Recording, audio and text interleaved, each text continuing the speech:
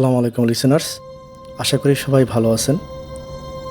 নতুন horror world চ্যানেলে সবাইকে স্বাগতম। ভৌতিক ঘটনা শোনানোর জন্য আমি রুবেল আছি সাথে। আশা করি আপনারা আমার সাথেই থাকবেন, আমার পাশেই থাকবেন এবং আমার ঘটনাগুলো আপনারা শুনবেন। আশা করি ভয়ের শিহরণ জাগাতে সাহায্য করবে। হ্যালো লিসেনার্স, সবাইকে আমার নতুন চ্যানেলে স্বাগতম। আপনারা জানেন বেশ কিছুদিন আগে আমি এই হরর চ্যানেলটি খুলি। আপনারা সাহায্য করবেন, সহযোগিতা করবেন। আমি আমার চ্যানেলে কিছু ভৌতিক ঘটনা আপনাদেরকে উপহার দেব এবং বাংলাদেশের আনাচে কানাচে দেশে বিদেশে যত ধরনের ঘটনা আছে আমি চেষ্টা করব আপনাদেরকে শেয়ার করার জন্য। যারা আমার চ্যানেলে নতুন, প্লিজ আমার চ্যানেলটিকে সাবস্ক্রাইব করে দিবেন এবং বেল আইকনটি প্রেস করে দিবেন। আমি নেক্সটে যেই ভিডিওগুলো বা ঘটনাগুলো আপলোড দিব আপনারা নোটিফিকেশনের মাধ্যমে জানতে পারবেন। সো লিসেনার্স, বেশি দেরি করব না, খুব দ্রুতই ঘটনায় চলে যাব। আজকে আমি দুটা ঘটনা নিয়ে হাজির হয়েছি। আমি প্রথম ঘটনাটি বলবো, এটা বাংলাদেশের কোনো এক জেলার ঘটনা। ঘটনাটা হচ্ছে জিনে ধরা বাড়ি। আর দ্বিতীয় ঘটনা হচ্ছে শ্মশান ঘাটের ডাইনি।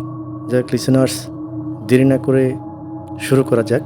আমার চ্যানেলে ইমেল অ্যাড্রেসটি হচ্ছে horrorworldrubel@gmail.com। আপনারা জিমেল করতে পারেন এবং হোয়াটসঅ্যাপ নাম্বার দেওয়া আছে, আপনারা হোয়াটসঅ্যাপও করতে পারেন, ঘটনাগুলো পাঠাতে পারেন। আপনাদের সাথে ঘটে যাওয়া ঘটনা বা শোনা ঘটনা যদি থেকে থাকে তাহলে আপনারা ইমেলের মাধ্যমে বা হোয়াটসঅ্যাপের মাধ্যমে পাঠাতে পারেন। তাহলে লিসেনার্স, দেরি না করে সরাসরি ঘটনায় চলে যাই। প্রথম ঘটনা, জিনে ধরা বাড়ি। বাংলাদেশের এক শান্ত গ্রামে নতুন একটা দোতলা বাড়ি তৈরি করলেন হাবিব সাহেব। বহু বছরের সঞ্চয় দিয়ে স্বপ্নের বাড়ি বানিয়েছেন তিনি। পরিবারের স্ত্রী, এক ছেলে আর ছোট মেয়ে। বাড়ি তৈরি শেষ হলে সবাই খুব আনন্দ নিয়ে সেখানে উঠল। প্রথম কয়েকদিন সব কিছু স্বাভাবিক ছিল, কিন্তু এক সপ্তাহ পর থেকেই অদ্ভুত ঘটনা শুরু হলো। রাতে রান্নাঘর থেকে থালা বাসন পড়ার শব্দ আসতো। সবাই দৌড়ে গিয়ে দেখত কিছুই হয়নি, সব জিনিস আগের মতোই আছে। পরের রাতে শোবার ঘরের দরজা নিজে নিজে খুলে গেল। জানালা বন্ধ আছে, বাতাস নেই, তবুও দরজা ধীরে ধীরে কর্কর শব্দ করে খুলে গেল। হাবিব সাহেব ভাবলেন নতুন বাড়ি, হয়তো কাঠের সমস্যা। তিনি বিষয়টা গুরুত্ব দিলেন না। কিন্তু এরপর ঘটনা আরও ভয়ঙ্কর হতে লাগলো। ছোট মেয়ে সুমায়া একদিন সকালে কাঁদতে কাঁদতে বলল, আমার ঘরে কাল রাতে একটা কালো মানুষ দাঁড়িয়েছিল। সবাই ধরে নিল যে স্বপ্ন দেখেছে। কিন্তু সেই রাতে সুমায়ার ঘরের দেয়ালের ঠক ঠক শব্দ হতে লাগলো, যেন দেয়ালের ভেতরে কেউ আঘাত করছে। হাবিব সাহেব টর্চ নিয়ে দেয়াল দেখলেন, কিছুই নেই। পরদিন দুপুরে হাবিব সাহেবের স্ত্রী রান্না করছিলেন। হঠাৎ রান্নাঘরের তাক থেকে গ্লাস পড়ে গেল, অথচ কেউ ছুঁয়নি। তিনি ভয় পেয়ে গেলেন। রাতে সবাই এক ঘরে ঘুমানোর সিদ্ধান্ত নিল। রাত প্রায় 2টা। হঠাৎ উপরের ফাঁকা ঘর থেকে ভারী কিছু টেনে নেওয়ার শব্দ আসতে লাগলো। ঘস ঘস শব্দ, যেন কেউ আলমারি সরাচ্ছে। হাবিব সাহেব সাহস করে সিঁড়ি বেয়ে উপরে উঠলেন, হাতে তার টর্চ লাইট। দরজা খুলতেই শব্দ বন্ধ হয়ে যায়। ঘরে কেউ নেই। ধুলো জমা মেঝেতে শুধু একটা জিনিস দেখা গেল, ভেজা পায়ের ছাপ। মানুষের মতো, কিন্তু অস্বাভাবিক বড়। ছাপগুলো ঘরের মাঝখান থেকে এসে দেয়ালের সামনে গিয়ে শেষ হয়েছে। দেয়ালের ওপারেও কিছু নেই। পরদিন পুরো গ্রামের খবর ছড়িয়ে গেল, হাবিব সাহেবের বাড়িতে জিন উঠেছে।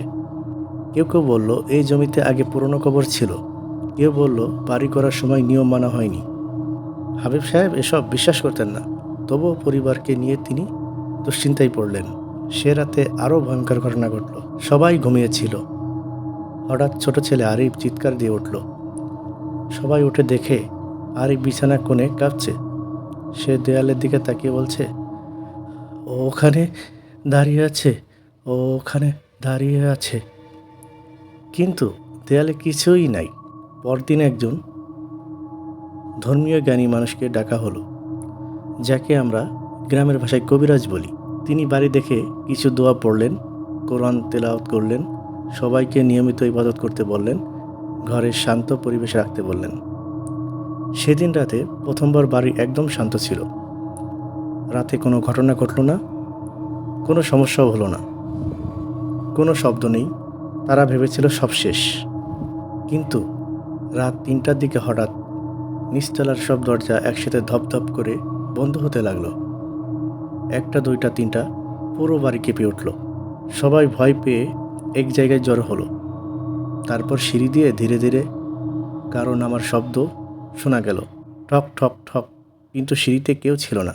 হাবিব সাহেব কাপা হাতে তাকিয়েছিলেন। শেষ ধাপে এসে শব্দ থেমে গেল। তারপর ফিস ফিস করে একটা কণ্ঠ শোনা গেল, এই বাড়ি আমাদের। পরদিন সকালে হাবিব সাহেব পরিবার নিয়ে বাড়ি ছেড়ে চলে গেলেন। কয়েক মাস পর বাড়িটি বিক্রি করতে চাইলেও কেউ কিনতে রাজি হয়নি। আজও গ্রামের মানুষ বলে, রাতে ওই বাড়ির বারান্দায় মাঝে মাঝে একটা ছায়া দাঁড়িয়ে থাকে, আর কেউ পাশ দিয়ে গেলে ভেতর থেকে দরজা নিজে নিজেই খুলে যায়। এই ছিল ঘটনা। আশা করি ঘটনাটি আপনাদের ভালো লেগেছে এবং ভয়ের শিহরণ জাগিয়েছে। লিসেনার্স, আপনারা যারা ঘটনা পাঠাতে চান তারা আমাদের ইমেল অ্যাড্রেসে ঘটনা পাঠাতে পারেন এবং আমাদের হোয়াটসঅ্যাপ নাম্বার দেওয়া আছে, হোয়াটসঅ্যাপ নাম্বারেও পাঠাতে পারেন।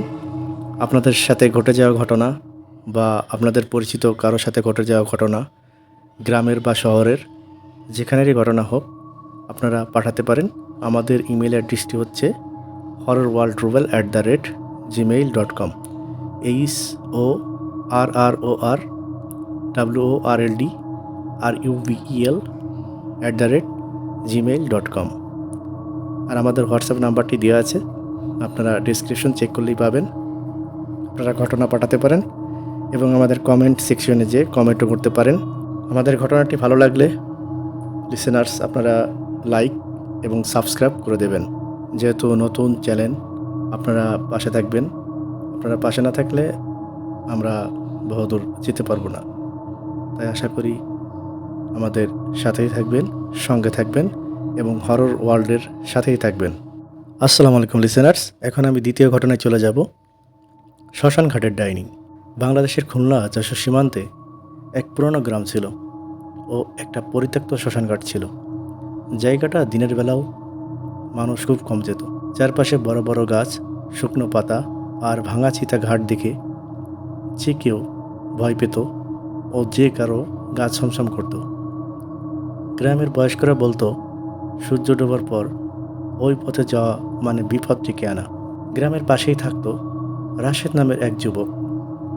সে এসব ভূতের গল্প বিশ্বাস করতো না। সবাই যখন ভয় পেয়ে যেত তখন সে হাসত। একদিন বাজারে বন্ধুদের সামনে রাশেদ বলল, আজ রাতেই আমি শ্মশানঘাটে গিয়ে দেখব আসলে কিছু আছে কিনা। বন্ধুরা অনেকেই নিষেধ করলো, কিন্তু কে শোনে কার কথা। রাশেদ শুনল না। বন্ধুদের একজন বলল, অনেকেই নাকি সেখানে সাদা শাড়ি পরা এক মহিলাকে দেখেছে। আরেকজন বলল, যারা দেখেছে তারা কয়েকদিন জ্বরে পড়েছিল। কিন্তু রাশেদ কারো কথা শুনল না। রাত প্রায় 12:30। চারপাশ নিস্তব্ধ। আকাশে আধখানা চাঁদ। হাতের টর্চ আর মোবাইল নিয়ে রাশেদ একাই রওনা দিল শ্মশানঘাটের দিকে। রাস্তা যত এগোচ্ছে ততই চারপাশ অদ্ভুত নীরব হয়ে উঠছিল। কুকুরের ডাকও নেই, ঝিঝি পোকার শব্দও নেই। শ্মশানঘাটে পৌঁছে সে টর্চ জ্বালালো। আলোয় ভাঙা দেয়াল আর পুরনো ছাই দেখা যাচ্ছিল। হঠাৎ ঠান্ডা বাতাস বয়ে গেল। রাশেদ একটু থমকে দাঁড়ালো, কিন্তু নিজেকে সে সামলে নিল। সে মোবাইলে ভিডিও করতে শুরু করলো। বলল, দেখো এখানে কিছুই নেই, সব মিথ্যা গল্প। ঠিক তখনই তার কানে এলো কারো পায়ের শব্দ, ধীরে ধীরে শুকনো পাতার শব্দ। উপর দিয়ে কেউ হাঁটছে। রাশেদ পিছনের দিকে তাকালো, কেউ নেই। আবারও ধীরে ধীরে শুকনো পাতার উপর দিয়ে কেউ হাঁটছে, এরকম শব্দ রাশেদ শুনতে পেল। সে আবার সামনে ফিরতেই দূরে একটা গাছের নিচে দাঁড়িয়ে থাকা এক নারীকে দেখতে পেল। নারীটি সাদা শাড়ি পরা ছিল। রাশেদ দেখে ভয় পেল। তারপরও কাঁপা কাঁপা দেহে ও শরীরে রাশেদ দেখল নারীটির লম্বা চুল মুখের উপরে ঝুলে আছে। একদম স্থির হয়ে নারীটি দাঁড়িয়ে আছে। রাশেদের বুক ধড়ফড় শুরু হয়ে গেল। সে টর্চের আলো ফেলতেই মহিলা ধীরে ধীরে মাথা তুলল, কিন্তু মুখ দেখা যাচ্ছিল না, শুধু কালো ছায়া। রাশেদ ভয়ে কাঁপা গলায় বলল, কে কে আপনি? কোনো উত্তর নেই। তারপর মহিলা 1 পা 2 পা 3 পা করে এগোতে লাগলো। রাশেদ পিছিয়ে যেতে লাগলো। তার হাত থেকে মোবাইল পড়ে গেল। টর্চের আলো কাঁপছিল। হঠাৎ মহিলা থেমে গেল। তারপর এক অদ্ভুত কণ্ঠে বলল, এখানে এখানে কেন এসেছো? রাশেদের শরীর ভয়ে জমে গেল। সে দৌড় দিতে চাইল, কিন্তু পা যেন আর নড়ছিল না। মহিলা এবার আরও কাছে এলো। ঠিক তখন টর্চ নিভে গেল। চারপাশে ঘন অন্ধকার। রাশেদ চিৎকার করে দৌড় দিল। পেছন থেকে সে শুনতে পেল শুকনো পাতার উপর দ্রুত পায়ের শব্দ, যেন কেউ তাকে তাড়া করছে। সেই গ্রামের দিকে দৌড়ে এসে বাড়ির সামনে অজ্ঞান হয়ে পড়ে গেল। পরদিন সকালে লোকজন রাশেদকে ঘিরে দাঁড়িয়েছিল। রাশেদের গা জ্বরে পড়ছিল, চোখে ভয় স্পষ্ট। জ্ঞান ফিরতেই সে কাঁপা গলায় শুধু একটা কথা বলল, ওর মুখ ছিল না। তার মানে ওই ডাইনিটির মুখ ছিল না। এরপর টানা 7 দিন রাশেদ জ্বরে ভুগল। সে আর কখনো রাতে বাইরে বের হয়নি। সবচেয়ে ভয়ঙ্কর বিষয় হলো, পরদিন সকালে গ্রামের কয়েকজন সাহস করে শ্মশানঘাটে যায়। সেখানে রাশেদের মোবাইল পাওয়া যায়। ভিডিও চালু ছিল। ভিডিও শেষ কয়েক সেকেন্ড দেখা যায় রাশেদ ক্যামেরা নিয়ে পিছিয়ে যাচ্ছে, আর তার ঠিক পেছনে দাঁড়িয়ে আছে সাদা শাড়ি পরা সেই মহিলা। কিন্তু রাশেদ তখনও বুঝতে পারেনি সে সামনে যাকে দেখছিল পেছনেও আরেকজন ছিল। সো লিসেনার্স, এই ছিল ঘটনা। Wow, nice story. ঘটনাটি আসলে খুব ভয়ঙ্কর, ভয়ের ঘটনা, রক্তহীন করা ঘটনা। আসলে ঘটনাটি পাঠিয়েছেন আমাদের এক ভাই খুলনা থেকে। যাই হোক, আশা করি আপনাদের ঘটনাটি ভালো লেগেছে। লিসেনার্স, হরর ওয়ার্ল্ডকে আপনারা সাবস্ক্রাইব অ্যান্ড লাইক করে পাশে থাকবেন এবং আমাকে এগিয়ে যেতে সাহায্য করবেন। আজকের মতো এখানেই আমাদের ঘটনা শেষ। দেখা হবে আগামী পর্বে। সবাই ভালো থাকবেন, সুস্থ থাকবেন, এই কামনাই করি। খোদা হাফেজ।